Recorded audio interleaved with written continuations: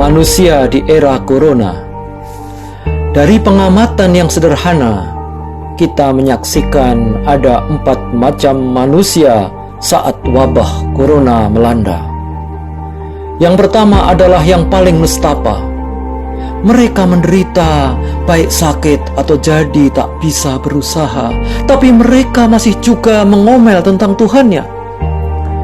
Mereka bilang corona membuktikan Tuhan tiada, atau Tuhan ada tapi tak sungguh-sungguh maha kuasa.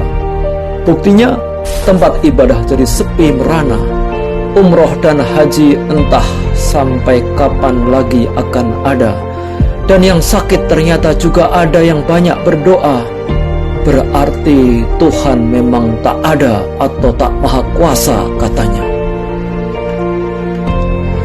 Yang kedua itu orang-orang yang sebenarnya tidak atau belum menderita. Badannya sehat, tabungannya banyak, gajinya juga terus ada.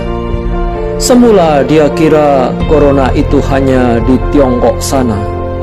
Makanya semula hanya dianggap remeh atau dicanda. Namun saat tiba-tiba di sini ada yang mati karenanya, lalu ketika semua fasilitas belum siap, ternyata hatinya dipenuhi ketakutan oleh aneka berita. Dia khawatir terkena virus, lalu pakai hazmat buat belanja. Dia juga khawatir ada lockdown, lalu sulit berbelanja. Maka dia borong isi supermarket sebanyak-banyaknya. Ada juga yang justru menarik keuntungan dalam bencana. Celakanya kalau dia juga punya kuasa. Diselipkan agenda busuk di tengah suasana bencana, undang-undang pengis yang tak akan didemo massa, anggaran tambahan yang tak dapat diperiksa, dan pembebasan ribuan narapidana. Dia juga gemas dengan pejabat yang bukan pilihannya.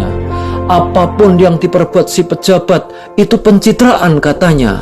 Pejabat mencari panggung politik memanfaatkan corona, maka tak ada yang lebih penting baginya kecuali sibuk mengembar hoax yang dikiranya fakta. Yang penting si pejabat ini harus tampak tak berguna, harus mundur, dipaksa turun atau cilaka saja supaya 2024 tidak tampil ke pentas negara. Yang ketiga adalah orang-orang yang tidak menderita, tidak sakit, dan tidak bermasalah penghasilannya, namun memiliki empati yang tinggi pada sesama. Untuk tenaga kesehatan, mereka menggalang dana agar tenaga kesehatan tidak tumbang oleh corona, atau berbagi ke pekerja harian atau pedagang kaki lima yang saat sepi ini nyaris tak dapat pemasukan apa-apa. Mereka juga mematuhi untuk tetap di rumah saja, beribadah, belajar, dan tetap bekerja.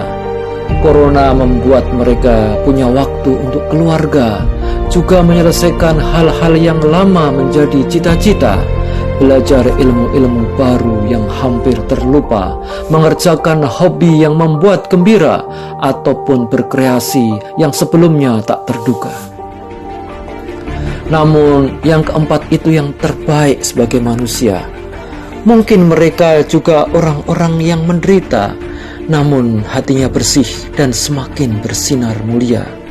Dia sadar Allah menjadikan derita dan gembira itu hanya untuk menguji siapa kita yang terbaik amalnya. Dia melihat kemahakuasaan Allah di alam semesta. Namun yang keempat itu yang terbaik. Corona membuat bumi beristirahat setelah sekian lama. Udara jadi bersih, burung-burung kembali bercengkerama, tempat-tempat maksiat menjadi sepi tanpa nada. Bahkan corona memaksa kapal induk yang perkasa beristirahat setelah sekian tahun menjajah aneka bangsa. Manusia keempat ini melihat Allah maha bijaksana. Mungkin pandemi corona itu sesuatu yang tidak kita suka, namun itu pada jangka panjang baik bagi kita. Dosa-dosa kita akan berguguran bila kita sabar atasnya. Kita makin sadar betapa maut begitu dekat dengan kita. maka mari kita persiapkan bekal sebaik-baiknya. Apalagi kita berlomba saling menolong pada sesama, dan kita bersama merancang masa depan pasca corona, di mana kita menjadi umat yang lebih taat kepadanya untuk menjadi rahmat bagi seluruh alam semesta. Allah berfirman, "Alladzi khalaqal mauta wal hayata liyabluwakum ayyukum ahsanu amala wa huwa azizul ghafur." Dan Dia menjadikan mati dan hidup supaya Dia menguji kamu siapa di antara kamu yang lebih baik amalnya, dan Dia Maha Perkasa lagi Maha Pengampun. Kutiba alaikumul qitalu fahuwa kurhul lakum wa asa an takrahu syai'an wa huwa khairul lakum wa asa an tuhibbu syai'an wa huwa syarrul lakum wallahu ya'lamu wa antum la ta'lamun. Diwajibkan atas kamu berperang, padahal berperang itu adalah sesuatu yang kamu benci.